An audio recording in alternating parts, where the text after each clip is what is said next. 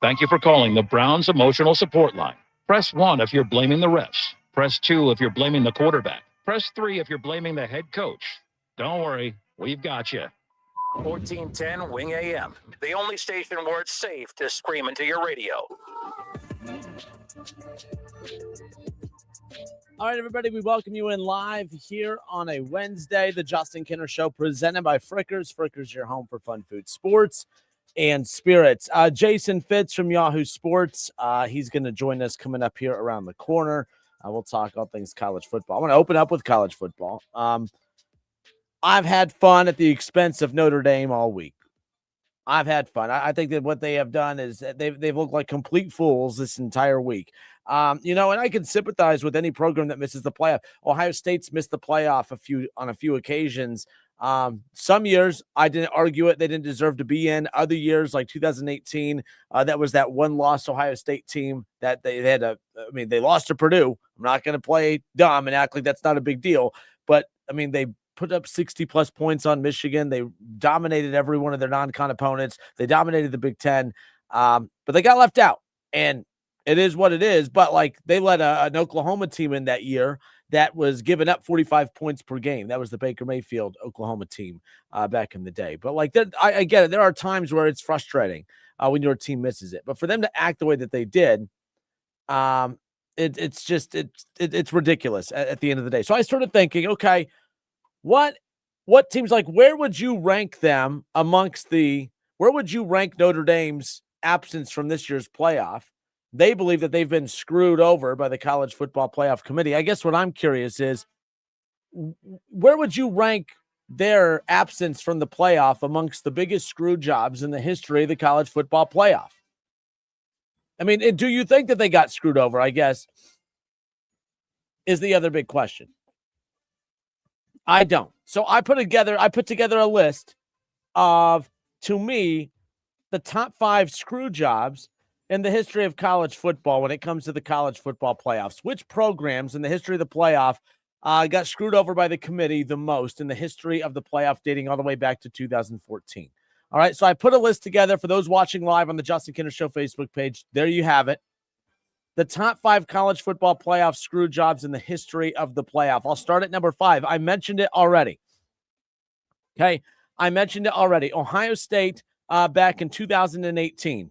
Okay, Ohio State in 2018. Look, you lose to Purdue. I get it, but they had a top 5 roster, a Heisman level quarterback. All right, obviously they had just absolutely throttled Michigan that year. But one bad trip to Purdue, and suddenly they became unworthy of making the college football playoffs. Yes, I had a huge problem with that. All right, they were a one-loss Power 5 champion. They had Dwayne Haskins, who threw for over 50-plus touchdowns. They beat Michigan 62-39. Their only loss, a bizarre collapse at Purdue. Oklahoma got in that season because the committee trusted their offense more, even though Ohio State had the better resume on paper. Frustrating. Nonetheless, had the playoff been at 6 or 8 teams, no one's leaving that Ohio State team out. I thought that Ohio State team got screwed over more than this year's Notre Dame team, no doubt about it. Coming in at number 4 on my list, the 2016 Penn State Nittany Lions. Okay, we make so much about the head-to-heads in college football. All right, but the thing of it is, how about Penn State this season? All right, they were the Big Ten champion. They were the Big Ten champion. They won the Big Ten championship over Wisconsin. They beat Ohio State that year. Penn State beat Ohio State that year. And yet, Ohio State still got into the playoff instead of the team that beat them and actually won their conference. Don't you think that Penn State had a bigger gripe? They're in a conference. They beat Ohio State, and the team that they beat, who didn't even make it to their conference championship, got in, and they didn't, and they were the conference champions. To me, that's a problem. Penn State checked off every box imaginable. They checked off every box that the committee said that it values. They were a conference champion. They had the head-to-head win over the team that represented the Big Ten in the playoffs, multiple ranked wins. But we all know how that all went about. 2016 Penn State Nittany Lions, I put there at the top of the list. Number 3 on my list, again, we're live on the Justin Kinner Show Facebook page. I'm going to put the 2014 Baylor Bears right there. I'm putting Baylor at number 3 on my list. When you think about Baylor that season, okay, they beat TCU. Everyone believes that, everyone talking about TCU. It wasn't just TCU that got screwed over. Baylor did as well. Baylor was 11-1. Baylor beat TCU in their head-to-head, finished with the same record, and they did lose a close game early at West Virginia, but the Big 12 did not have a champion. Okay, they didn't name a champion back then, so the committee knocked them for not having one. All right, if head-to-head matters, Baylor should have been in over TCU, who many believe TCU was the biggest screw job of that. Some say it's Baylor. I agree with that. I put Baylor up on that list as well, especially if dominance matters. TCU should have been in too, but they both got boxed out because the Big 12 did not have a conference championship game that season. At number 2 on my list, same scenario, just the other team, TCU. And this is what Notre Dame fans are upset about, because Notre Dame fans are upset that their team was ranked in the playoff rankings every week. They were ranked in the second to last playoff rankings. They didn't play at all and somehow knocked back 3 spots. Well, you think that's bad. How about TCU? TCU entered the final weekend ranked as the number 3 team in the country. They were the number 3 team in the country. The very final game of the regular season, they destroyed Iowa State 55-3. After winning by 52 points, the committee still dropped them from number 3, not to 4, not to 5, all the way to 6. The committee all of a suddenly emphasized conference championships, pushing Ohio State above them after Ohio State's 59-0 win in the Big Ten championship game against Wisconsin. But the standard literally changed after TCU had already played and after they dismantled their opponent as well. Now, TCU, they got the second biggest screw job in the history of the College Football Playoff Committee when it's all said and done. And then one that I don't think many people will disagree with, the team that got screwed over the most in the history of the College Football Playoffs, it has to be the 2023 Florida State Seminoles. 13-0, ACC champion. They were an undefeated, at the time, a Power 5 champion. In their non-conference, they beat LSU. They beat Florida. They won the ACC title with a third-string quarterback after Jordan Travis was injured. That sounds like a great storyline, but it wasn't enough of a storyline to convince the committee that they deserved to be in, because somehow, some way, an undefeated Power 5 champion with wins over LSU and Florida in the non-con wasn't good enough. The committee essentially said your quarterback is hurt, so we assume that you're not going to compete with these other top 4 teams. And they had never done anything like that before, nor was there ever precedent for us to expect that they were actually going to pull the trigger on that. To me, they were the number 1 most screwed team ever in the history of the college football playoffs. So there you go. My top 5 college football playoff screw jobs in the history of the college football playoff. Number 5, 2018 Ohio State. 2016 Penn State. Big Ten champions. They beat Ohio State, and somehow Ohio State made the playoffs that year, and Penn State didn't. I mean, I think maybe Penn State should be a little bit higher on that list, to be quite honest with you. 2014 Baylor and 2014 TCU. I should have just combined them into one, to be honest with you. But both penalized for not being, not playing in a conference that had a conference championship. They kind of thumped the Big 12 that year. Well, the Big 12 ultimately gets a conference championship because the committee kept Baylor and TCU out because they needed a conference championship. And then they would go on to screw over teams like Penn State, who win a conference championship, beat the team that they ultimately put in, who didn't even make it to the conference championship game. Didn't make any sense. Florida State, number 1 on my list from 2023. Not only did they win the ACC conference championship, but they were undefeated. What more can you want? An undefeated Power 5 conference champion. It was Power 5 at the time. Yeah. So as I sit back and I listen to all the complaining from Notre Dame this week, you could be upset. You could be angry. But there is not one tiny part of me that actually feels sorry for you or your fans, because I don't think that their absence from the playoff even comes close to tickling this list. It doesn't come close.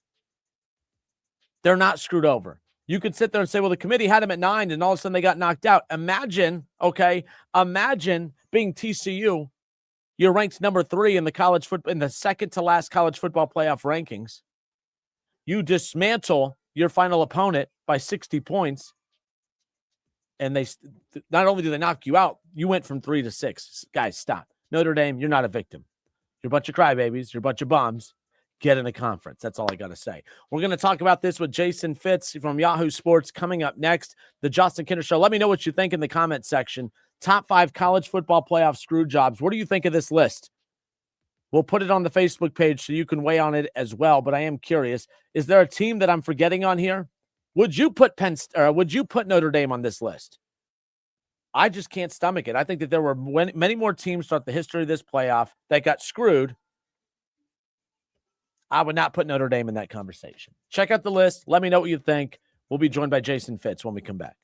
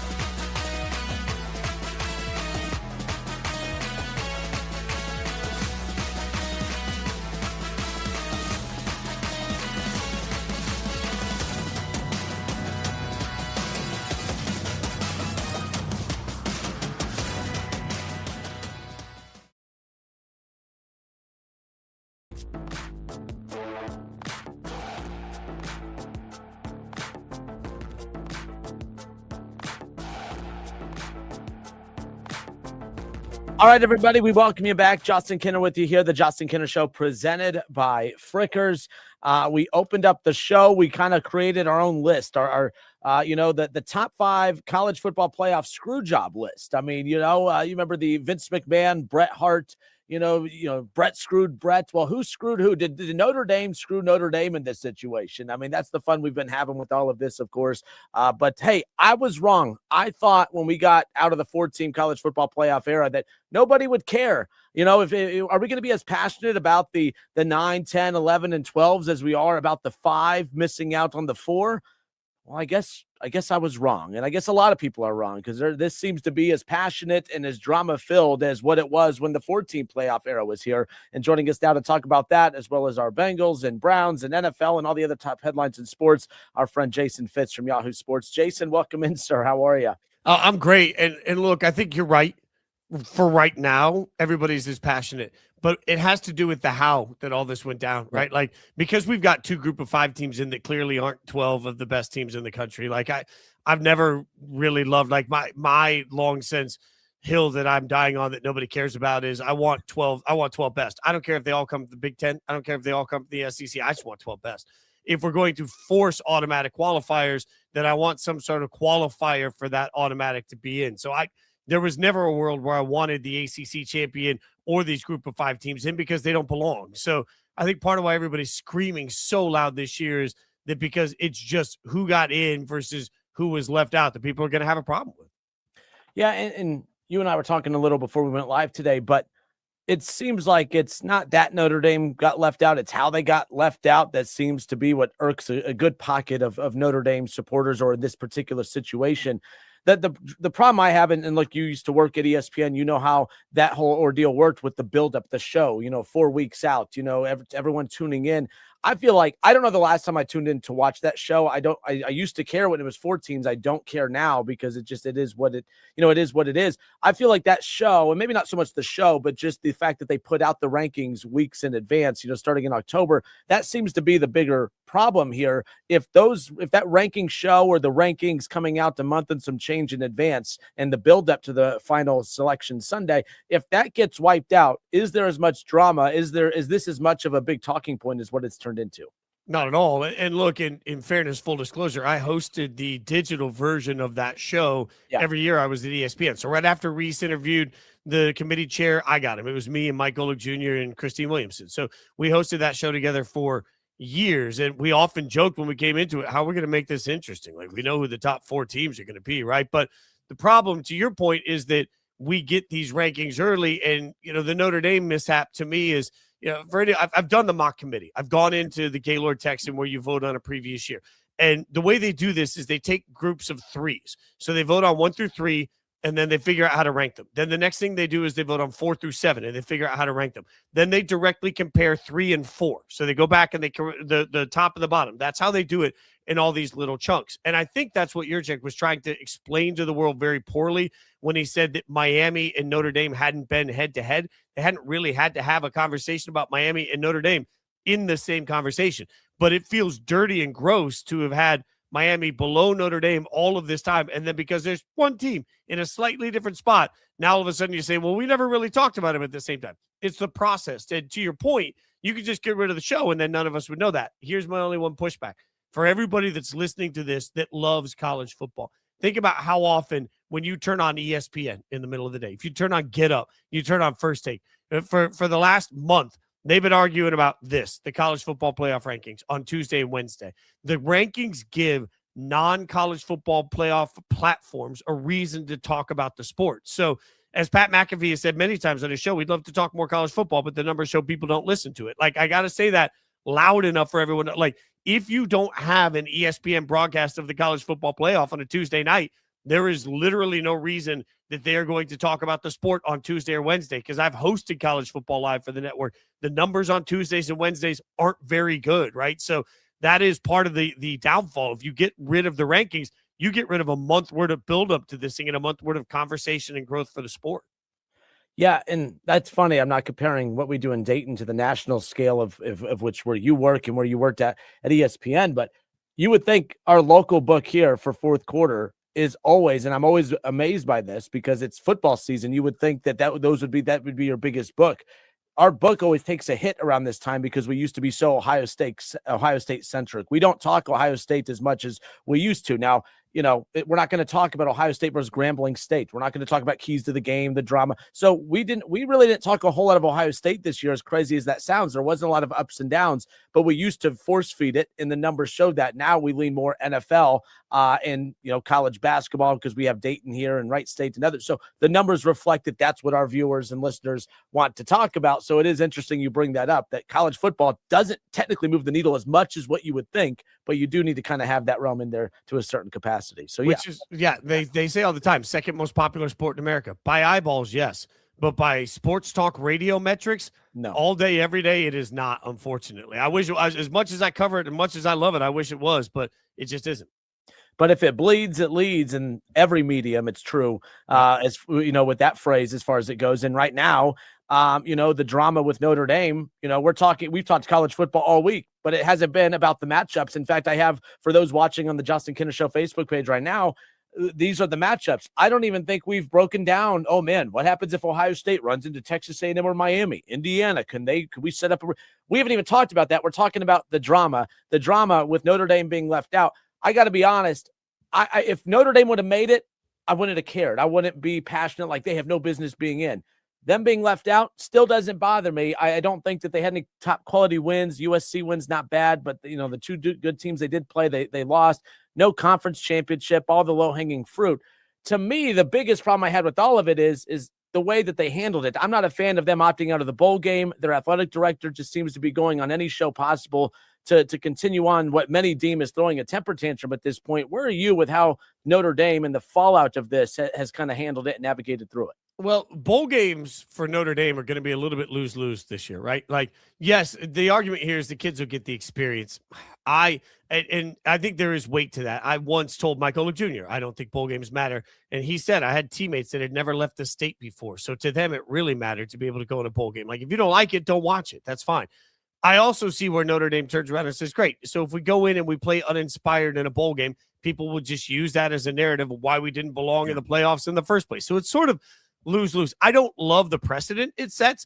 I will remind everybody, and I think we've talked about this before, when we talk about success of bowl games don't have to do great numbers. They just have to do better numbers than whatever First Take or Sports Center repeat they'd be running in the middle of December, right? Notre Dame would have certainly done that in a key bowl. So I think it's a bummer that we don't, like, I'm excited for Vandy, Iowa, because Vandy had a great year, and this is a chance for people to check out Vandy. I'm excited for big brands and bowl games because I like college football. So I'm bummed about that.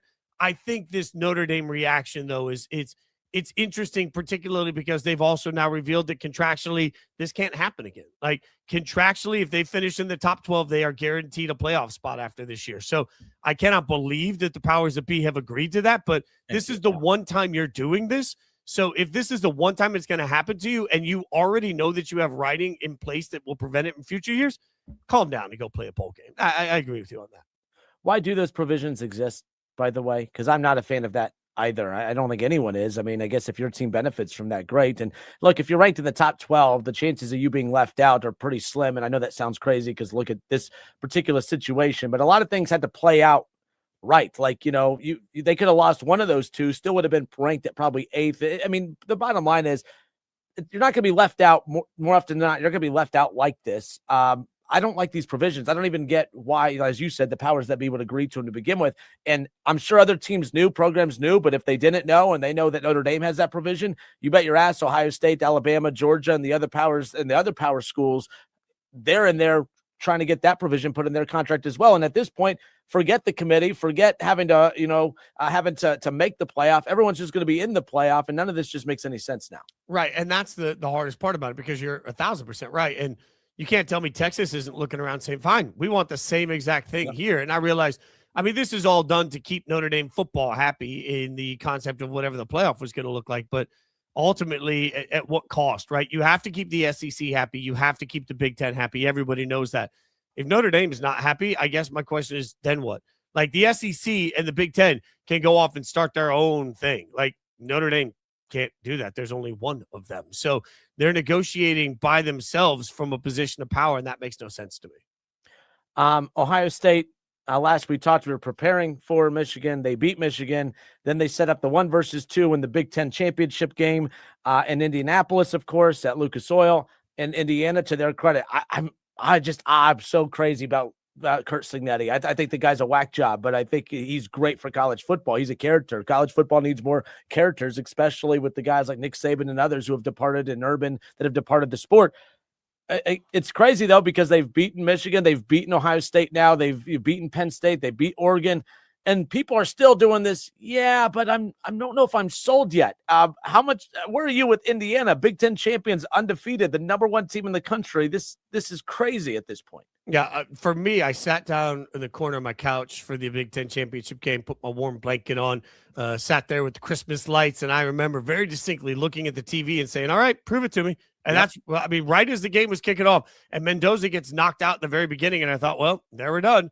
And the fact, that he came back into that game and then played the way he played, the number of times that he had what I think is the best defense we've seen in years in college football in Ohio State, just barreling down his face over and over and over again. And he stood in and make tough throws. He made plays off schedule. Like Fernando Mendoza just absolutely proved something to me. And the entire Indiana team did. Like, they play with a violence that I don't think they get a lot of credit for. Defensively swarming to the football. Like, I thought it was a great game. And I thought Indiana was clearly the better team. And this isn't one of those moments where you can turn around and say, yeah, but there was nothing on the line. They weren't. No, I thought both teams were playing their tails off and Indiana won. So I feel like I've been yelling from the mountaintops that we're sleeping on the number one team in the country most of the year in Ohio State. Indiana just beat them. So I think we're sleeping on both of them. That 1v2 matchup should have been the most hyped college. Like, it's a disgrace that game day wasn't there. It's a disgrace that it was. If that had been Alabama, Georgia, it'd have been the only thing anybody talked about all week. It's a disgrace that it wasn't, but also it's gross to me that we haven't made enough of the winner from it since then, because nobody's talking about Indiana. If not now, then when? So am I going to put my money on Indiana to win the national championship? This year, it's so up in the air. It's why I could see any of the top four. I don't think Oregon can win it. Maybe any of the top 4 or 5 teams winning.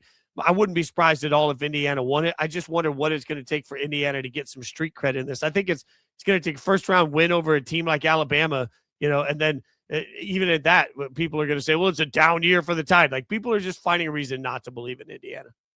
Yeah, I mean, and I've been getting onto Buckeye fans, too, for doing the same thing of, well, and I rolled my eyes at this. They almost lost their, and this sounds like I'm discrediting this person, but we almost lost our wide receivers coach, and we were distracted throughout the week. Stop it. Like, come on. I can't get on board with that. Like, Indiana, did Ohio State play their best game? No, but Indiana played a role in them not playing their best game as far as that goes. And look, 16 straight wins with some phenomenal wins along the way, including a national championship. You were going to lose at some point. Might as well shake it off. Remember, Ohio State lost last year 13-10 in the final game before the playoff, and that worked out pretty well. And ironically enough, the final game before the playoff, they lose 13-10. We'll see what happens, but you see the path laid out for them right there. Ohio State, Indiana.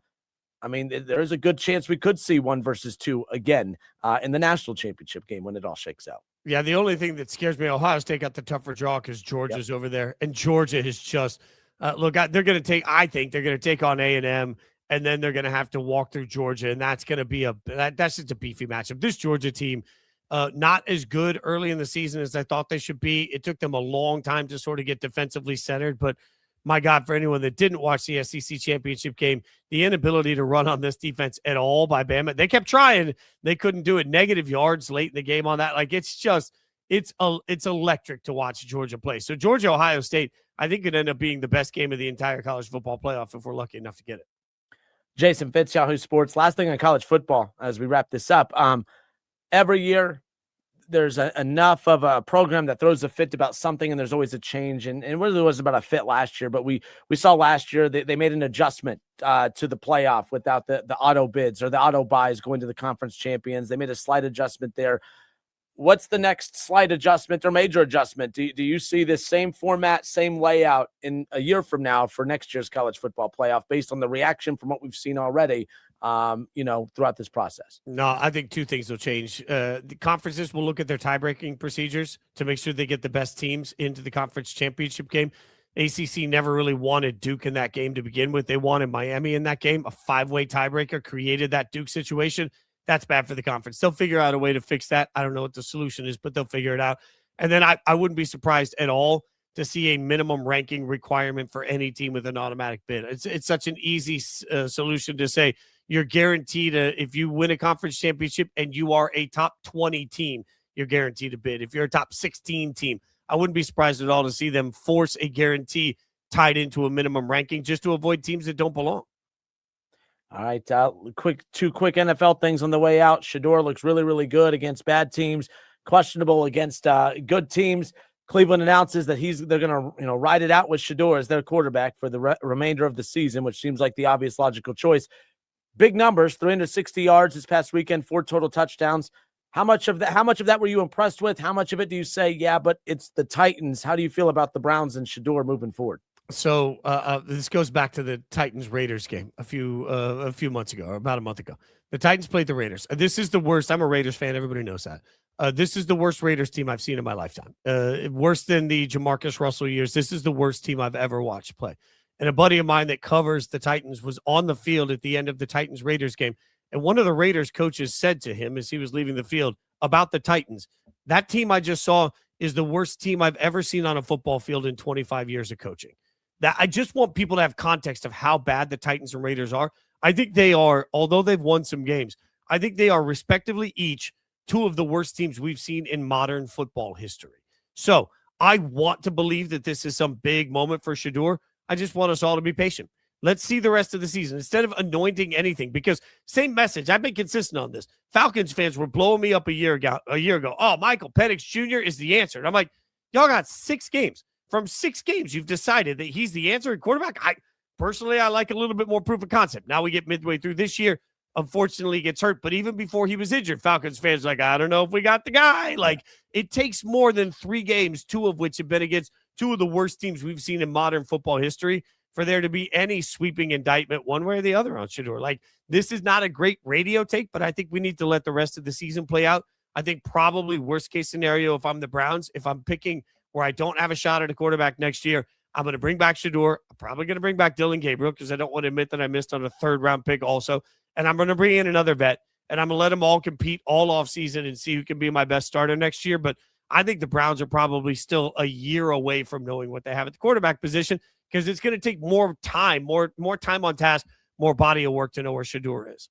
Well, the good news is they may not have to bring a veteran in, because they already announced that that Deshaun will be on the roster next year. So Deshaun is saving them money. Think of the money that they won't have to spend now on a veteran quarterback. They just, he's saving them money. I've always thought Deshaun has been saving them money over the years. It's incredible. You're right, though. There's a very real chance that Deshaun Watson can be the starting quarterback of the Browns next year, and I don't think anybody's ready for that. Anybody. Hey, you know what? If he's the Houston Deshaun, but we've been saying that for years. Yeah, so we can move on. We can move on. All right, good stuff. Jason Fitz, Yahoo Sports. Jason, you the man. I appreciate you as always, and we'll talk again next week. Take care.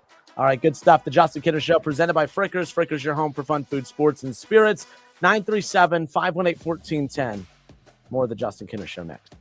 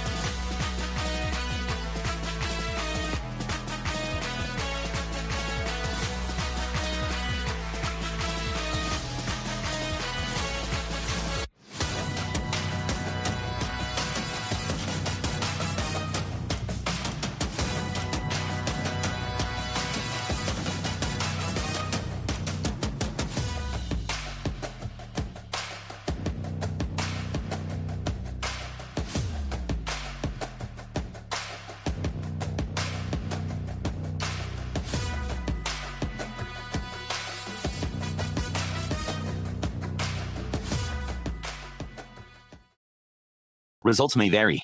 Some shows give you hot takes. We give you hot takes, cold takes, wrong takes. We'll let you know when Kinner has a right take. The Justin Kinner Show. Weekdays 3 to 5 on 1410 ESPN Wing AM. Now, back to the Justin Kinner Show on 1410 ESPN Radio and on the stream at wingam.com. Justin Kinner back with you here, Dayton's ESPN Radio, 1410 Wing AM. Thank you, Jason Fitz with Yahoo Sports, giving us time like he does each and every week. 937-518-1410. That's the name. That's the number. I'm sorry, to call and jump in on the conversation. You could also text that number as well. Yeah, we opened up the show today. Look, Notre Dame, a lot of crying from the Fighting Irish fans when it comes to them being left out of the college football playoffs. It's died down a little today, and I'll probably be done with it today. But I just wanted to be clear. We've seen temper tantrums. We've seen teams throw temper tantrums. I thought Florida State, I was annoyed with their reaction, but to their credit, they still played in their bowl game. To Florida State's credit, when they got left out of the playoff, back when they finished as a, Power 4, Power 5, undefeated conference champion, to their credit, 2023 Florida State, they played in their bowl game. TCU Baylor in 2014, they played in their bowl game. And the reason I bring these teams up is I opened up the show. I created my top 5 college football playoff screw jobs, which programs legitimately got screwed out of a playoff appearance throughout the history of the playoff going back to 2014. It's been around now for 11 years. And in the last decade, I think there's been a handful of teams who have been screwed over by the committee. And I shouldn't say screwed over, because with this list that I have right here, every team that made the playoff, to me, deserved to be in the playoff. I don't think there was a year that I felt like teams shouldn't be in.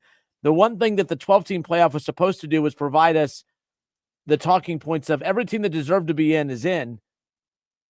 Well, that's not the case. I don't think that Arizona, last year, when you think about the teams that made it with Boise and others, I'm like, why are we force feeding this? Like, I feel like we are forcing, when you look at the teams who are in it right now, I feel like we are forcing the JMU, into this thing, Tulane. I'm not a big fan of these teams popping up into this equation. And it doesn't mean they're bad programs. It doesn't mean that these kids aren't talented, but this just feels like it's being forced upon us as fans, and I'm not a fan of that. I'll meet Notre Dame fans halfway. Here's the one argument that I have been getting a lot, and to be fair, it's not an argument because it's the way the playoff is set up. That's why JMU and Tulane are in here. But theoretically, if this really was about the best teams, I would take James Madison and toss them out. I would toss Tulane out, and honestly, it would come down to Texas and Notre Dame filling those final spots. I would have replaced Tulane with Notre Dame, and we'd get Notre Dame and Ole Miss in the first round, and I would have replaced James Madison with Texas. And you could maybe make an argument for not make an argument. BYU should be the 13th team just on the outside looking in. Right? Like that to me, that's how it should have shaken out. As far as that goes. So Notre Dame, when you're upset that you're not in it and that Alabama is, you're getting this wrong. To me, I don't mind Alabama being in. If this really was about the 12 best teams, it would be Alabama. Alabama still is part of the 12 best teams, by the way. I don't think that they're winning a national championship, but I'm also an advocate for Oregon to be in. I don't think that they're winning a national championship. I'm an advocate for Oklahoma and Miami to be in, and I don't think that they're winning a national championship. So I don't think that's what this is, just overall. But Notre Dame should be in, but Alabama's not why they're not in. It's because of this stupid rule where we have to force feed teams that don't deserve to be in there, like James Madison and Tulane. Nonetheless, I'm Justin Kinner. It's the Justin Kinner Show. So again, we opened up diving into the list I made of the top 5 college football playoff screw jobs. I had 2018 Ohio State coming in at number 5, Penn State from 16. 2018 Ohio State, Baker Mayfield and Oklahoma made it. The problem I had with it is Oklahoma's offense was one of the best in the nation. Ohio State's was the best offense in the nation. You had J.K. Dobbins. You had Terry McLaurin. Like, you had, you know what I mean? Like, they had everything you could imagine on the offensive side of the ball. Dwayne Haskins threw for over 50 touchdowns. They threw for over 50 touchdowns that year. They beat Michigan. They put 50 up. They put 60 up on Michigan that year. They throttled them. They should have been in. But they said Oklahoma, they trusted their offense more. I'm like, yes, but Ohio State was more of the complete package. Oklahoma was giving up 45 points per game that season, and they still put Oklahoma in over Ohio State. I had a problem with that. And that's why I say, hey, 2018 Ohio State, I'm putting them as the number 5 on my list when I created my top 5 college football playoff screw jobs. In 2016, Penn State, they beat Ohio State that season. Okay, they beat Ohio State. They would get to the Big Ten championship game. They beat Wisconsin. Penn State was Big Ten champions. They beat Ohio State, and the committee said, we're going to take the team that the Big Ten champion beat. We're going to take the team that the Big Ten champion beat, the Big Ten champion, we're going to leave out, and we're going to put Ohio State in. Ohio State lost to the Big Ten champion. They didn't even make the Big Ten championship. I have Penn State coming in at number 4. Baylor, TCU, I said, hey, I made a mistake on my list. I should have counted them as the same. Both of them were held out of the playoff because they both did not play in a conference championship game. 2014 TCU and Baylor should have been the Big 12 championship showdown. But Baylor, who lost to TCU, but Baylor had a better resume, but they lost to TCU. So the head-to-head TCU would have got in over Baylor if you would have just named one. They should have gone. TCU, to me, got screwed over the second most of any team in the history of the playoff. I talked about this earlier. TCU lost to Baylor, yes. But as we know, as we've talked about before, the one thing that was interesting about this is the fact that TCU, they entered the final weekend ranked at number 3. In the final week of the regular season, they destroyed Iowa State 55-3. They were ranked because of that. They were ranked at number 3. Conference championship weekend happens, and then they drop TCU from number 3 all the way to number 6. After winning by 52 points in the final week of the season, the committee still dropped them from 3 to 6. All of a sudden, the committee just was super passionate about conference championships. They forced those conference championships on to conferences like the Big 12. And then the Big 12 gets conference championships. They missed it for the next couple of years, of course. But then they allow Ohio State in over Penn State when Penn State was the Big Ten champion. Ohio State didn't even get there.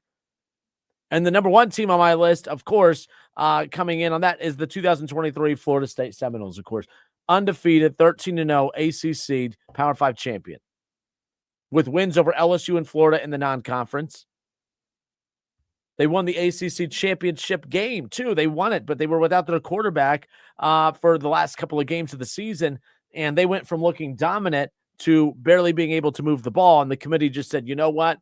Your quarterback is hurt. We're just basing this off of the eye test over the last couple of weeks. Even though you still won those games, you didn't look pretty doing it, and they ultimately kept them out. And it created the biggest public backlash in the history of the college football playoff. Some would say that's, but to me, I didn't like how Florida State handled it necessarily, but they had a gripe. I understood where their anger was coming from. I don't understand where Notre Dame's anger is coming from. I mean, you could be angry you didn't make the playoff, but to act like a bunch of spoiled, rich children, entitled children, I think is where I'm having a hard time connecting with them at. So there you go. That's my top 5 college football playoff screw job list as far as that goes. One thing we talked about with Jason Fitz as well was the fact that because of Notre Dame's temper tantrum, we haven't really been able to focus on the field itself. It's a super talented field. I'm very excited about the potential matchups. I mean, like Ohio State is going to face the winner between Texas A&M and Miami, no matter who they play in the Fiesta Bowl and in the quarterfinals. That's going to be massive. That's going to be a huge showdown. You're going to face Texas A&M, by the way, who ended up finishing at 7th. They were sitting in the top 3 pretty much the entire season. Texas A&M is a legit team. Ohio State was pretty much number 1 the entire season. That's a heck of a quarterfinal showdown. And the winner of that will go on to face most likely Georgia. I am very intrigued by Ole Miss. I feel like, I could definitely envision a storyline of, a team whose head coach basically quit on them to take the LSU job it's going to be fascinating to see what ultimately happens. What kind of run can Ole Miss go on? They finished 6th in the final college football playoff rankings. And, it's just one of those things as we kind of sit back and look at that. They're going to play Tulane. The crazy thing is they've already faced Tulane. This is a rematch. Ole Miss beat Tulane back in week 4 of the college football season, 45-10. They blew the doors off Tulane. And the winner will go on to face Georgia. Now, Ole Miss, all right, they're sitting here right now. When you look at their record and kind of who they are, they did lose to Georgia. But Ole Miss is 11-1. Their only loss was against Georgia just about a month and some change ago, and they lost 43-35. They lost by a possession. That was a heck of a game. And if that's what we get in the quarterfinals, that's going to be pretty dang impressive. Chambliss, the quarterback for Ole Miss, threw for 263 yards and a touchdown. Ole Miss, the problem is they struggled running the football against Georgia. That's going to be my concern. If Ohio State runs into Georgia, what are they going to look like when they struggle to run the football? But Ohio State, Georgia in the semifinal. And then on the other side, Oregon and James Madison, I think we know. Look, Oregon's going to come out on top in that. That's going to set up a Texas Tech-Oregon matchup. Indiana will wait and face the winner between Alabama and Oklahoma. That's another rematch. I was talking with a friend of mine here at work, Ryan Drake, earlier today. That was his biggest problem is that the committee set up a lot of rematches, especially in the opening round. We've already seen Oklahoma, who finished 10-2 on the season. We've already seen them play Alabama. They beat Alabama 23-21 just a few weeks ago. 23-21. It was a heck of a game, and we're going to be in for another good game.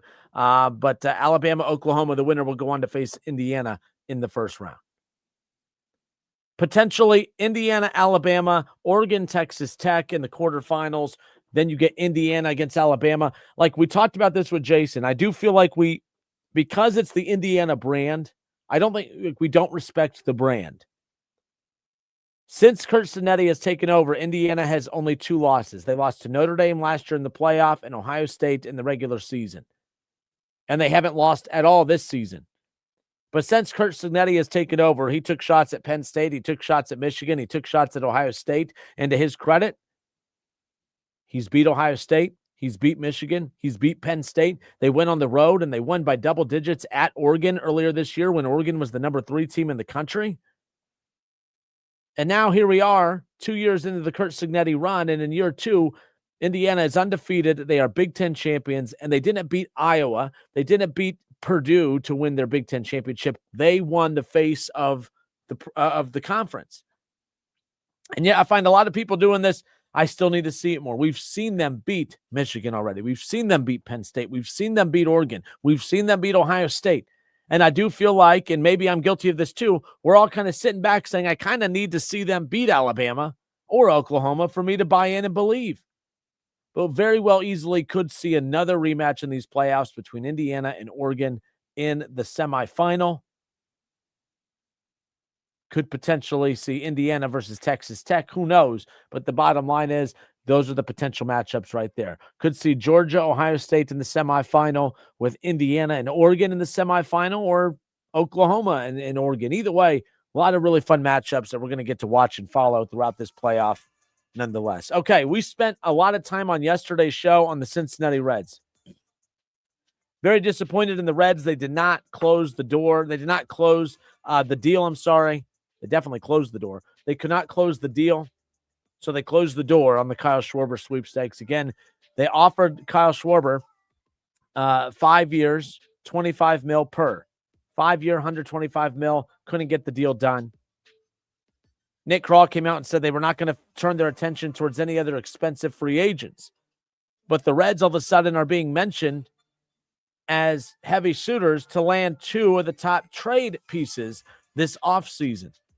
The Reds said they weren't going to turn their attention towards expensive free agents, but they might go get impact bats in this lineup through the trade market.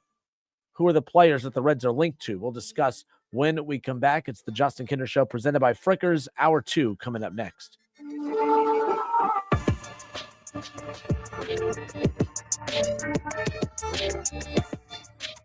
The Cincinnati Bengals defense is just like Chick-fil-A. Not available on Sundays. The Justin Kinner Show, 1410.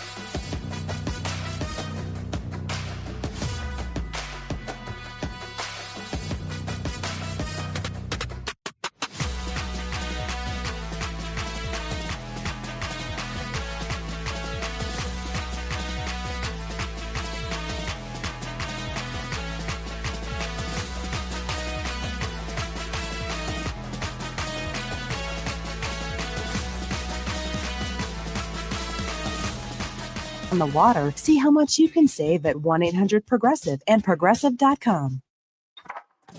Reds tried to make a splash in free agency. They sent the player a Venmo request instead. Only Cincinnati could negotiate backwards. The Justin Kinner Show, 1410 ESPN Radio.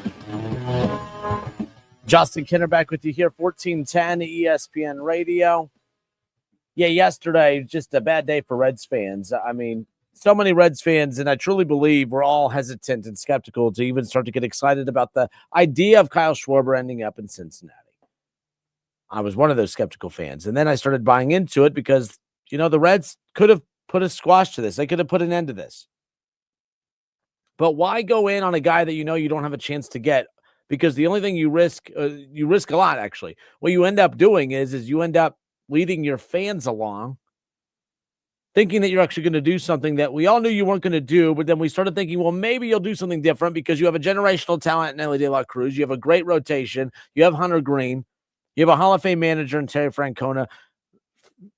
Silly us for thinking that this organization was all of a sudden going to do something slightly different, right? Like that's the frustrating part when it's all said and done, is the fact that they did not pull it off. And again, I kept looking at it in the year-by-year dollars that they lost out on Kyle Schwarber over, but they got outbid by $25 million over the length of the contract. But I looked at it as a year-by-year basis. Like I said, if the Reds get to the end of this season and they miss the playoffs by a couple of games, and how many games would have been won if you missed the playoffs by a couple of games? How many of those couple of games would have been won had you had a guy that has the power of Kyle Schwarber, who hit 56 home runs last year and, of course, 130 RBIs? Dusty Baker was just recently quoted as saying, man, the Reds need to do everything they can to land him. He would hit 70 home runs if he played the majority of his games in that ballpark. Elly De La Cruz led the Reds with 20-something home runs last year. Kyle Schwarber had 56. Elly De La Cruz led all Reds in RBIs with about 80-something. Kyle Schwarber had 130. I mean, what are we doing here? And let's be clear, Elly was the team's home run leader. Elly is not a power hitter. Remember, he went an entire month without knocking the ball to the ballpark and then went another 2 weeks after he finally hit one after a month. Yeah, the guy's just not a power hitter. Not yet. Hopefully that power comes, but it shouldn't be us hoping that the power comes to him. It should have been the power coming to him along with the power bat, the veteran bat in that lineup, because it's not fair to Elly De La Cruz, who is trying to learn how to be a superstar player. But it's a lot easier to learn how to become a superstar when you are in, Philadelphia, who has a ton of depth. When you're in, obviously, with the Dodgers, the Reds have a responsibility to try to help develop Elly De La Cruz by not just putting him in position for him to develop individually, but to put veteran talent around him to take the pressure off. You know how much better Elly De La Cruz, forget all the analytics and forget all of just your traditional baseball logic when it comes to why Kyle Schwarber would have made Elly De La Cruz better. Any star player would make Elly De La Cruz better because then Elly De La Cruz wouldn't have to feel like he's Joe Burrow. Where Joe Burrow and Jamar Chase feel like they have to do absolutely every tiny little thing, Elly De La Cruz will not have to feel like he has to do every little tiny thing for his team to succeed. I think a lot of the times the reason he strikes out a lot is, yes, some fundamental flaws, but I think he's pressing at the plate. He's a young kid. He's just a few years into the league. He's already being told that he's the face of a franchise. He's being told that he has a 10 to 15, $800 million contract coming his way in the next couple of years. And I'm sure I think it's awesome what he did too, because he could have just had a translator with him everywhere he went, but he wanted to be able to communicate with the media, communicate with the fans. This guy's trying to do everything right on his end, all while his own organization is trying to do everything to work against him. And the organization doesn't wake up saying, how can we screw over Elly De La Cruz today? But what they are doing is every day waking up, not saying, what do we need to do to elevate Elly De La Cruz today? A power bat, Kyle Schwarber in that lineup would have allowed Elly De La Cruz to stop pressing at the plate. He would have relaxed. Hey, I'm in a little bit of a slump right now, but it's okay because my guy, Kyle Schwarber, he can hit me out of this. He's going to at least produce while I try to figure some stuff out. When Elly's not hitting, the Reds aren't hitting and they're not scoring runs. And I think that enhances the stress level, that enhances and increases the droughts. And it's up to the Reds to figure out how they're going to fix this. Because what their mindset is, well, we don't have veterans, but within a year or two, these guys will be considered veterans. Within a year or two, we'll be talking about Ellie's final season in Cincinnati, you bums. It's just unfortunate. The other thing that's frustrating as well is a quote that I didn't interpret correctly yesterday from the Reds' Nick Krall in the front office. So apparently, the Reds decided that when they put out their explanation and reasoning for why they were so aggressive going after Kyle Schwarber is because of this. Okay, this is what they said. They said the Reds were in on Kyle Schwarber. Okay, they were in the Kyle Schwarber Derby because of where he's from. They would have made an exception for him because they felt like he would have put fans in the ballpark. That's such a stupid mindset of the Cincinnati Reds front office. Pete Alonso will put my ass in the ballpark. Any attempt at bringing by the way, and what a backhanded way to stick it to the guys in that clubhouse. Because Ellie De La Cruz and Hunter Green and these cats in that clubhouse are saying, well, hold on, I thought you wanted to get Kyle Schwarber to help us win. And I've said it before that once a decade, the Reds are willing to dump money into one player because that's the draw for the next 10 years. The Reds, and because this was my frustrating point about Joey Votto years ago, I was like, man, they gave Joey Votto a 10-year, $225 million contract. That's badass. They're not doing that if they don't plan on trying to win with them. That's exactly what they were doing. Because they said, we're not going to win a lot of games. We're just going to hope that every night at Great American Ballpark that there's going to be enough dumb fans that are going to fall for the, I can't wait to go see Joey Votto. And hopefully we'll have enough young and exciting players that have just recently been called up that'll intrigue you enough to go check out the ball, check them out at the ballpark. As long as we're within 5 games of a wild card spot, that intrigue right there. So being in the playoff race, having a draw in Joey Votto, that's all we need. I'm getting those major vibes right now. I'm getting we're not going to go all out to get a Kyle Schwarber. We're not going to go all out to get a superstar because, Ellie De La Cruz, you're going to come to the ballpark to watch him. He's the draw. And we have a couple draws, actually, because we've developed very well. So we have Hunter Green. We have Ellie De La Cruz. When Ellie leaves here in a few years and Hunter Green, they can't extend him because his second contract is going to, be through the roof. They'll spend money on a top free agent or they'll try to pay somebody just to be their draw. That's all the Reds care about. They just want somebody to be a draw for them when it's all said and done. And that's the frustrating part. There's a lot of frustrating parts, but that's just one of the many, bullet points of why I can't stand this front office. And I give, and to be fair, I've always been I've been fair to Nick Krall. I've defended Nick Krall on many occasions because I've said the reason that we are pissed, the reason that we're so upset is because Ellie De La Cruz, Matt McClain, Spencer Steer, Sal Stewart, right? Like you talk about these guys, you look at, the Tyler Stevensons of the world, you look at the Hunter Greens, the Nick Lodolos, the Chase Burnses of the world, the Rhett Louders, the Andrew Abbotts. Guys, all of those are Nick Krall. Nick Krall has done a lot of good things for the Reds. Nick Krall has done a very good job with this organization when it comes to the drafting and putting them in position to develop and be who they're supposed to be. So I got to give Nick Krall some credit for getting the Reds to the point to where we're pissed off. I think he's way better than what the Pirates have working over there. The Reds, the reason we're angry is because we have expectations. The reason we have expectations is because this team has talent. And the reason that this team has talent is because of our guy, Nick Krall. But the reason that we also get mad at Nick Krall is because we've got to the point to where we don't care what this team has anymore because we know that this team doesn't have enough to ultimately accomplish what we want them to. And what we thought was, the Reds aren't going to be aggressive in free agency and for another year or two. 2 years ago, we said this, to let these young guys start to develop a bit. Well, they're developed, and we know what this team needs, and yet they're refusing to go and to address those needs. Man, oh man. I'm Justin Kinner. It's the Justin Kinner Show, 1410 ESPN Radio. So the one thing that is interesting about this Reds team is the fact that, okay, where do they go from here? All right, now what? They swung and missed on Kyle Schwarber. Now where do they go from here? What's coming up? You know, the Reds said that they were not going to pursue any other top free agents. I did see today that Pete Alonso was an available free agent.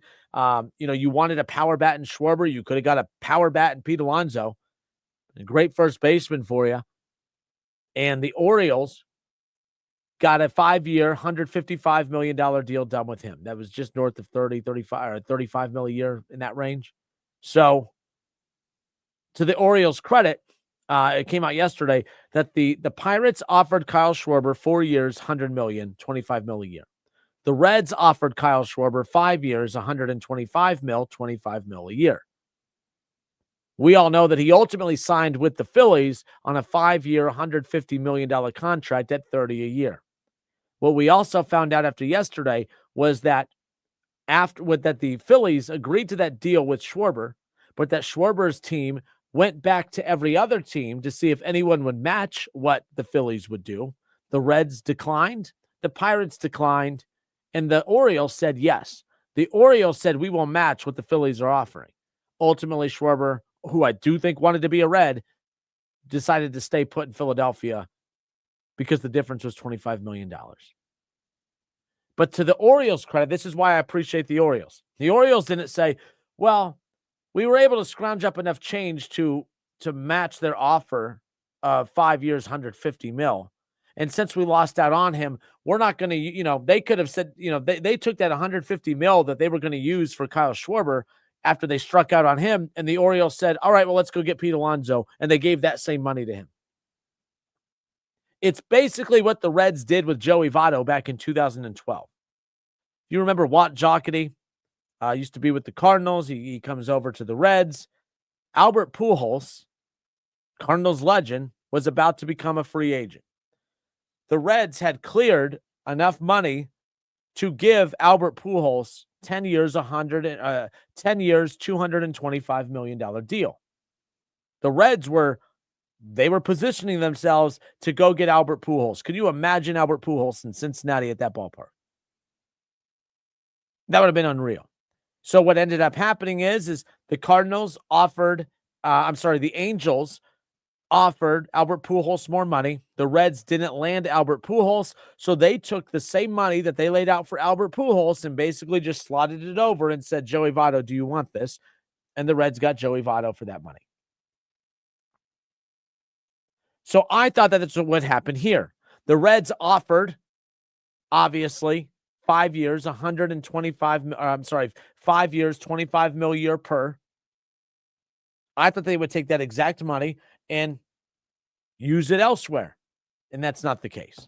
The Reds will not use that money to go address a power bat. And that's very, very unfortunate. So don't get your hopes up, because what I thought was, oh man, it's like if you're looking for a house. Hey, I have enough money saved up for this house. Hey, did they accept my offer? Hey, I put an offer in on a home. Hopefully we can get this house under contract. Oh, they declined our offer. Well, shoot, I guess we're just going to be homeless. No, what you do is you take the money that you got approved for a home, and you go and you find another home that you're going to put that money towards. That's not what the Reds are doing here. They put up enough money to go get a home. Their offer got rejected, and instead of going to look for another home, they're just going to remain homeless. The Reds are a bunch of fill in the blanks. They don't care about you. They don't care about the players on this team. They care about themselves, and that's the unfortunate part. I'm Justin Kinner. It's the Justin Kinner Show, 1410 ESPN Radio. 937-518-1410. I'm sorry, some calls came in. I didn't see them in time. Well, I'll get you guys put on hold during this break. We'll be right back. More of the Justin Kinner Show next.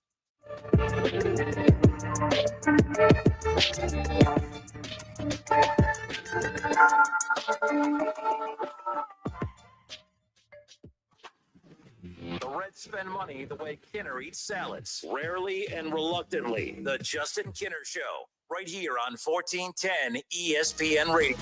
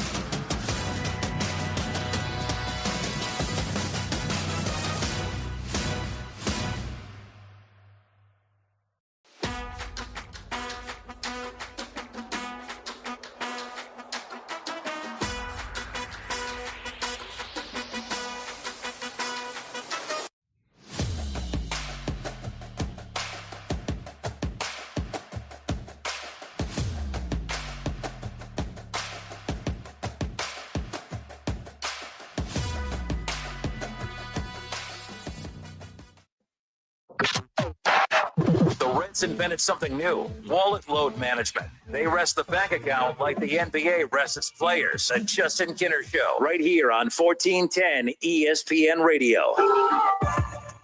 937-518-1410, the number to call and jump in on the conversation. The Dayton Weight Loss Secret Program has successfully helped thousands of people lose 20 to 30 pounds in the first month or two, myself included, of course. You can schedule your free consultation in person or virtually by giving them a call today at 937-999-1480 or online at DaytonWeightLossSecret.com. Welcome you back. I'm Justin Kinner. Again, we've talked Reds, talked college football. Jason Fitz, who hopped on with us earlier from Yahoo Sports. If you missed that, we have that coming up for you here around the corner. NFL action continuing on this week. I thought it was funny, with everyone, with all Browns fans excited about the Shedeur Sanders game last week. With the loss, though, the Browns joined the Jets, the Titans, and the Raiders. All four teams have officially been eliminated from playoff contention. Darn, I thought the Browns had a chance. Darn. In the NFC, the Commanders, the Giants have been eliminated from playoff contention out of the NFC East. It's going to come down to the Eagles and the Cowboys, not just in the wild card race, but, of course, for the division, as the Cowboys sit a game and a half behind the Eagles in that division as far as that goes.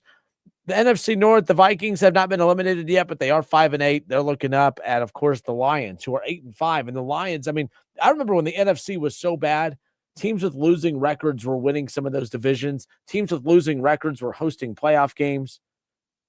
And now a legit team like the Lions, maybe even the Bears, could ultimately miss the playoffs this year. That's how deep the NFC is at this point. The NFC South, of course, has always been the weakest of all the divisions in the NFC. Falcons and Saints, they've both been eliminated out of playoff contention, and so have the Cardinals over in the NFC West.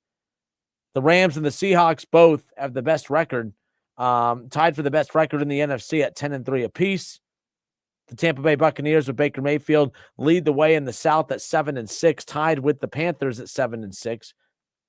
Packers 9-3, Bears 9-4, and then of course the Cowboys 8-5, the Cowboys 6-6-1, and the Eagles at 8-5, 13 games. 4 weeks to go. The NFL season's wrapping up here in the next month. The playoffs are not too far off in the distance. And as I mentioned, the Cleveland Browns have officially been eliminated from playoff contention, but the Bengals, who don't have an E in front of their name, they're staring at it though. They're 4-9. Right, they're coming off of that embarrassing loss against the Bills. The defense looked about how the defense has looked for a while, but Joe Burrow, after looking solid in his return against the Ravens on Thanksgiving night, didn't look so hot against the Bills. In fact, he turned the ball over 3 times in the fourth quarter, especially to throw 2 interceptions the way he did, and then on the 2-point conversion attempt to fumble it for a loss.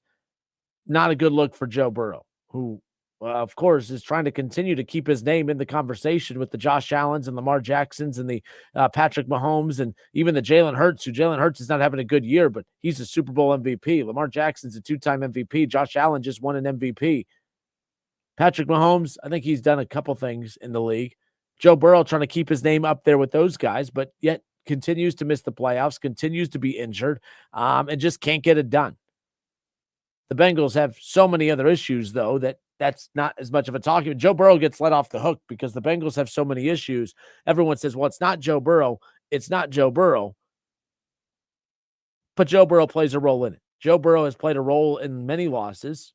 He's not available, way more times than he is available. That's a problem. But the AFC North is interesting this year, as we've talked about for usually all the right reasons. This year, it's all the wrong reasons. The Pittsburgh Steelers are 7-6. Last week, all the talk was about the Steelers potentially moving on from Mike Tomlin at the end of the year.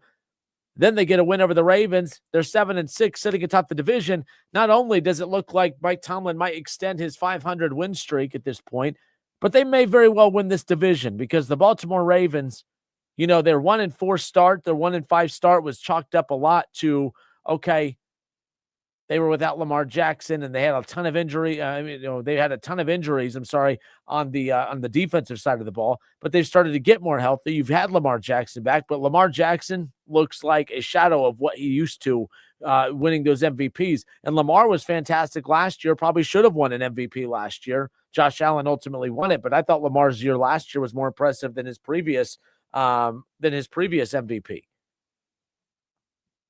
But Lamar just has not been himself. Lamar has only thrown for 2,060 yards at this point of the season. All right, he is completing 63% of those. He's only thrown 16 touchdowns. He's turned the ball over 5 times. He's been sacked 29 times. But it is interesting seeing how the teams with the highest paid quarterbacks, how now it's taken a few years, but like the Bengals are struggling with Joe Burrow paid to put a full roster out there. The Ravens, after Lamar has been paid, they've regressed each, year in and year out since Lamar has been paid. The Chiefs are no longer the dynasty Chiefs. They are a team that looks like, oh yeah, we paid our quarterback a lot of money. Our number one pass catcher is an aging, pop star tight end. The Bills are 9-4. Yes, they're solid, but they look like a team that has a very, very highly paid quarterback and that they're trying to piecemeal the rest of the roster together. Look at the top teams in the league right now. You look at the New England Patriots, quarterback on a rookie deal. This isn't rocket science. This isn't new. The Eagles are 8-5. Jalen Hurts has been paid. They don't look like the dominant Eagles anymore. The Cowboys, ever since they've paid Dak Prescott, they have really struggled to put a consistent contender out on that field. They look like a team that has a highly paid quarterback with a lot of deficiencies throughout the remainder of the roster. The Packers just paid Jordan Love, so we'll start to see that deteriorate over the years. But look at the Bears as they've jumped back in to the fun. They're good again. Why? Quarterback on a rookie deal, and they're able to piece it together. The Seattle Seahawks, they paid $40 million for Sam Darnold, but that's not the $55 million that Joe Burrow and the 53, 54 that Lamar Jackson is getting, and the Patrick Mahomes and company and those guys. So the bottom line is now we're starting to see the league even out a bit. Who's going to jump up and take advantage of this window? The Bears have an opportunity to do it. The Patriots look like they're going to be in prime position to do it. Houston, I thought, was going to be able to do it. They're 8-5. I thought after the rookie year that we saw from C.J. Stroud that they would be the next one to jump up and grab the league by its throat. They're good this year, but they're not elite. The Broncos, that's another prime example. They're not paying Bo Nix anything right now. So all their money is being put on the defensive side of the ball, and that's why they're as dominant as what they are. They've given up 235 points over in the AFC West. The Raiders have given up 332. The Chiefs have given up 252. The Chargers have given up 271. The Broncos, effective offensively, but elite defensively because they can put their money there. The Ravens aren't the defensive team they used to be because all their money's on the offensive side of the ball. The Bengals don't even know what a defense is until they run into a good one on game day. The Browns, and this is what pisses me off about the Browns, is the Browns have a super expensive quarterback, fully guaranteed money. The Browns, if they were just able to muster up an average offense, Cleveland's the only team I know in football that has been able to pay their quarterback and put out an elite defense year in and year out. The Browns defense, they're good every year. We never talk about the Browns defense because of the joke that is always is the calamity on the offensive side of the ball. Can you imagine if Cleveland, if Shador is the guy and they finally get a quarterback and they finally have this defense and the damage that they can consistently do moving forward? And I'm not saying they're going to dominate this division, but there will be a regular playoff contender moving forward instead of the joke that they've been for so long. Cleveland's the only one I know that has been able to consistently have a power defense with an expensive quarterback. The Ravens haven't been able to do it. The Bengals can't do it. The Bills have proven that their defense has regressed in recent years. The Chiefs' defense isn't what it was. The Eagles, after paying Jalen Hurts, it's not the defense that it once was. That's what's frustrating about Cleveland, is by the time they do figure it out offensively, when Quinshawn and Sampson and maybe Shador and Isaiah Bond, and it looks like some mock drafts came out, and it has the Browns taking our guy, Carnell Tate, out of Ohio State. By the time they do figure this offense out, Denzel Ward will be another year older. Garrett's could start regressing. they'll just never be on the same page. That's my biggest complaint about the Browns is the wasted opportunity of that defense. But 937-518-1410. He goes by Grandpa Mike in Dayton. You're on live, sir. Thanks for holding. Justin, how you doing, buddy? Another day in paradise. What you got going on? Great. Oh, I'm up here in Inglewood Park, my favorite place to sit and just think and listen to the radio. Anyway, I have agreed with you in everything you said today, which is not normal. I'm not in Shaw's category. No, I'm nowhere near that. I agree with He's you in a category of his own, to be honest. He's in a category of his own, to be fair. So. Well, no, he's like A plus. Oh yeah, all by himself over there. I'm just an average person, but anyway, you know what's mind-boggling to me? I agree 100%. I'm going back. I know I want to talk about the Reds, and I do. Yeah. And I know guys on the team all through the system I still talk to, and you know that. But anyway, they couldn't have offered another $5 million. Apparently not. That's insane to me. I don't care if he strikes out 200 times. Like I think, yeah, the five. I mean, like I said, if the Phillies would have got him for 35 or 40 a year, I wouldn't have been happy. But I would have been like, yeah, the Reds weren't gonna dance. They weren't gonna swim in those waters.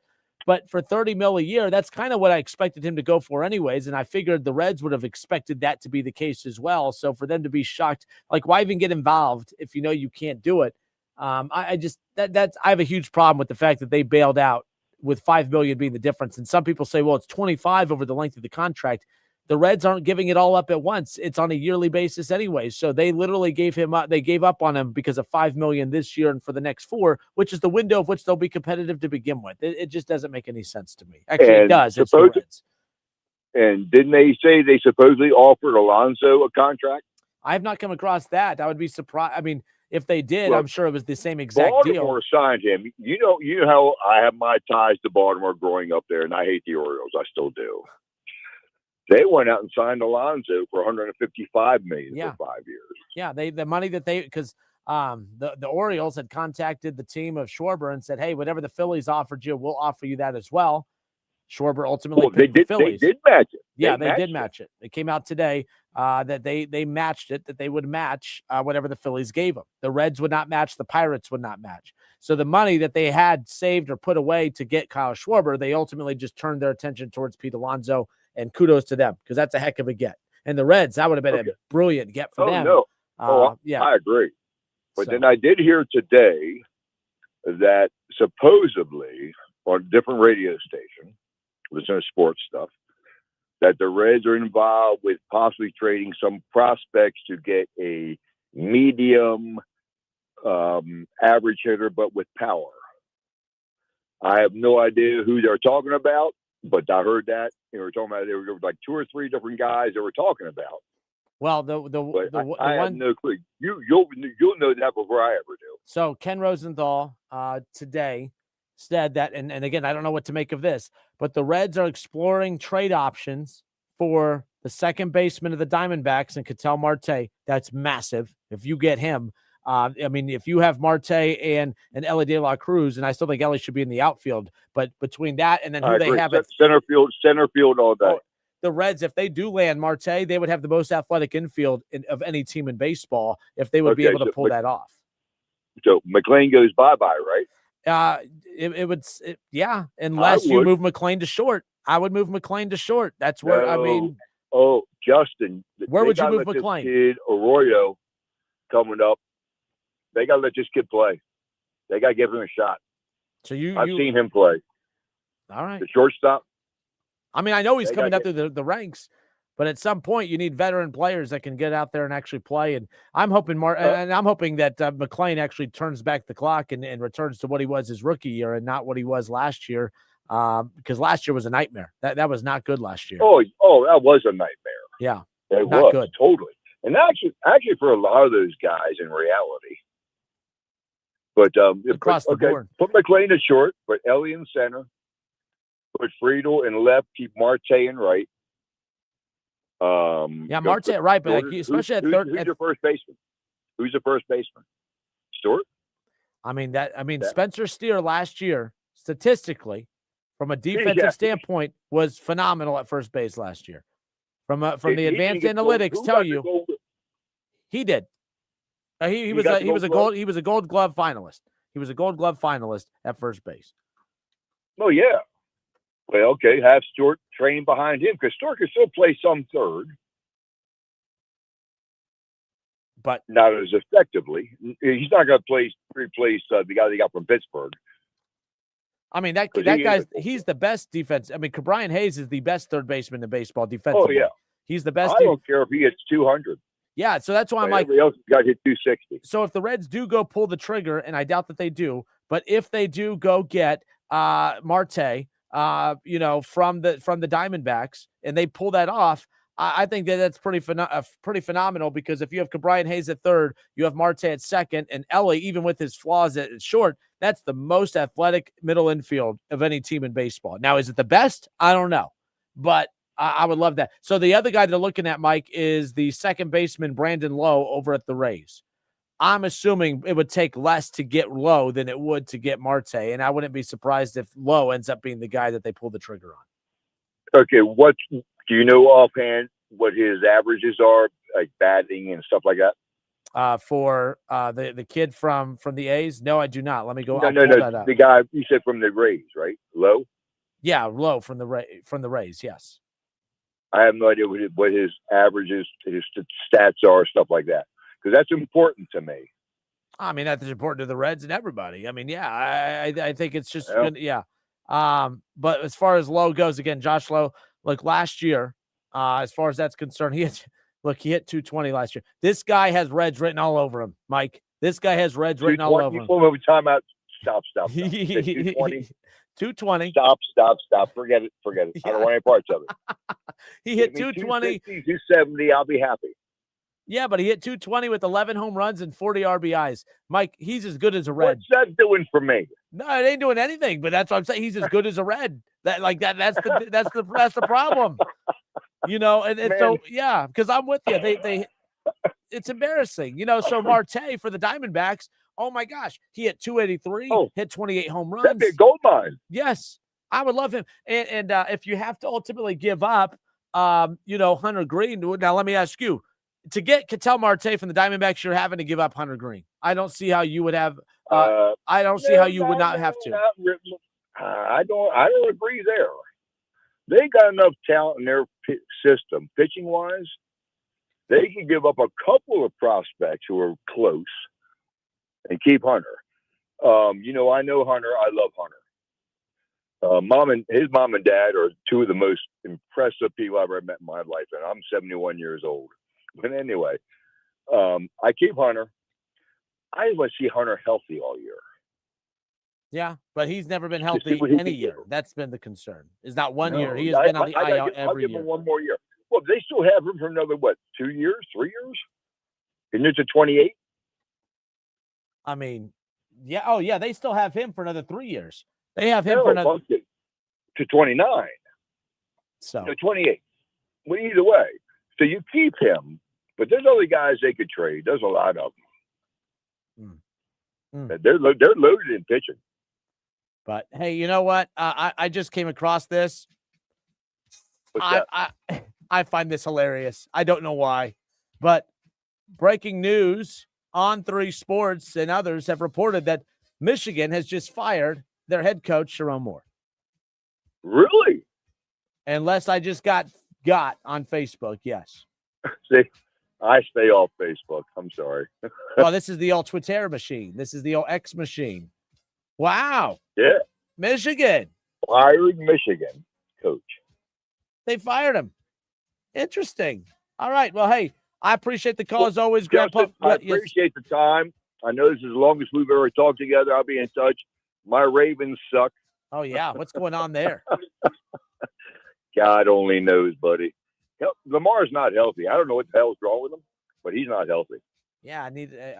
There's no way. I'm pulling for the Ravens this week. The only reason I can make it as a Browns fan is Joe Burrow and the Bengals suffering, and the Bengals fans suffering. So that's how do you cope as a Browns fan? When the Bengals suffer, I feel much better. That's how I get through the Browns being what they are. So there you go. But I got to dive into this Jerome Moore stuff, Grandpa Mike. I got to jump off this. You do. Yes, buddy, sir. you be safe because I'll be on the road for the next few days. I'll talk to you later.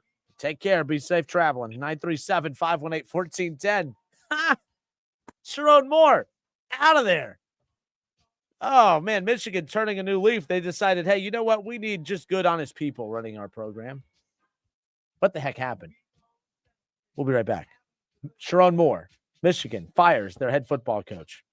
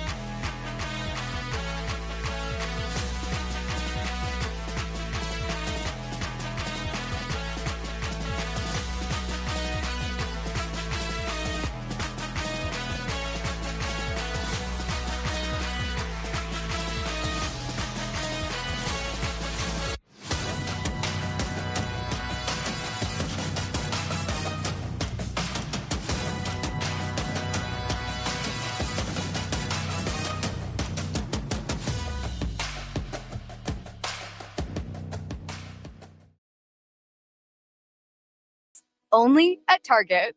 Restrictions apply.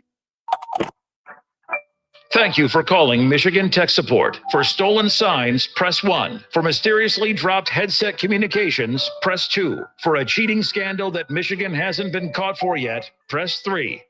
You know what? Please hold. The Justin Kinner Show, 1410 ESPN Radio. Now, back to the Justin Kinner Show on 1410 ESPN Radio and on the stream at wingam.com. I didn't follow those prompts correctly. I didn't hear them say for firing their head coach, press 3. I mean, what the heck is going on?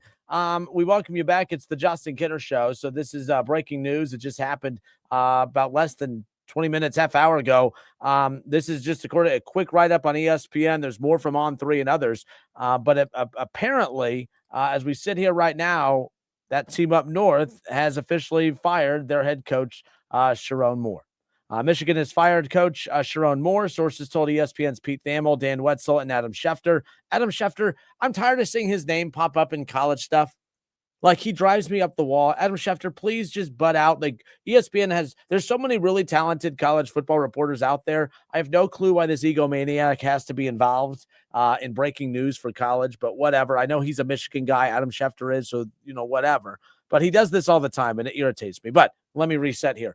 According to ESPN's Pete Thamel, Dan Wetzel as well, Adam Schefter, and others, Michigan has fired head coach Sharon Moore. Michigan went 9-3 this past season, finished ranked 18th in the college football playoff rankings. Overall, finished 18-8 as the team's coach after replacing Jim Harbaugh. Now, again, there's more that's coming out that, again, fired for cause for an inappropriate relationship with the staff member. So that was the write-up from ESPN.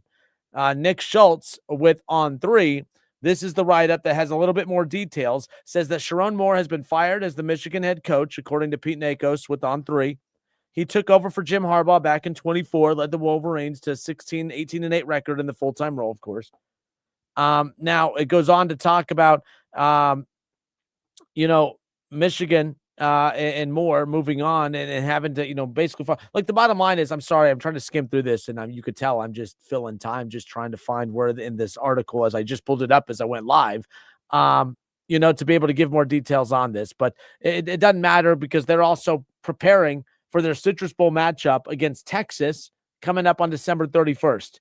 I'll be surprised if Michigan doesn't back out of this bowl game. It's not like it's a playoff game where it has to be played. I'm curious to see if Michigan and Texas still goes down, which means there's still an opportunity for the crybaby Fighting Irish to say, hey, we'll take this game for you, but nonetheless, guys, this is crazy. I don't know all the details. I'm sorry. I know this is a bad segment. I came back with not all the information. I just come across the article, just heard the news. So as I'm pulling it up, it's giving a lot of fluff in there, just about, where he played football, this stuff. There's nothing in there. All that's coming out on Twitter is that it was an inappropriate relationship with the staff member. I don't want to speak out of turn on that. I don't know what the details of that inappropriate relationship with the staff member are, but I will say it does appear, just from speculation on my end, just from sitting back looking in, things at Michigan haven't been going well. I mean, even when they won a national championship, they couldn't enjoy it. And I'm not here to I'm not here to stir the pot with this. The reason Michigan fans had every right to be so pissed off is because they couldn't truly enjoy being a fan of their team winning a national championship, because the entire thing was made a mockery of because of the cheating scandal. And we can get into what they were found guilty of, what they did not do. If everyone else does it, I don't give a damn. The bottom line is nobody views that outside of Michigan country as a legit national championship. Nobody, like, no one respects it. There's just too much that came out that made it feel icky, if you will. All right. And Michigan fans had to deal with people like me, had to deal with Buckeye fans, had to deal with any fan out there that wasn't a Michigan fan saying, yeah, congratulations, cool national championship, dude, but there's an asterisk next to it. Whether you put it there or not, it doesn't matter. Nobody respects it. Last year, Ohio State wins a national championship, and to anyone, I mean, they did it the right way. They fought through adversity. They didn't have to resort to cheating. They didn't have to resort to some scheme. It was just hard-nosed football. put the loss against Michigan for the 4th straight year behind you, turn your nose towards Tennessee, and go run through the playoff. Like, it felt good to be a fan of a team that won a national championship. Michigan fans can't say that. They can't say that. And it's been a roller coaster of emotions over the last 5 years when it comes to this program, with all the cheating scandal, with Harbaugh bailing on the NFL, Sharon Moore taking over, but there's still the black cloud that hovers over that program.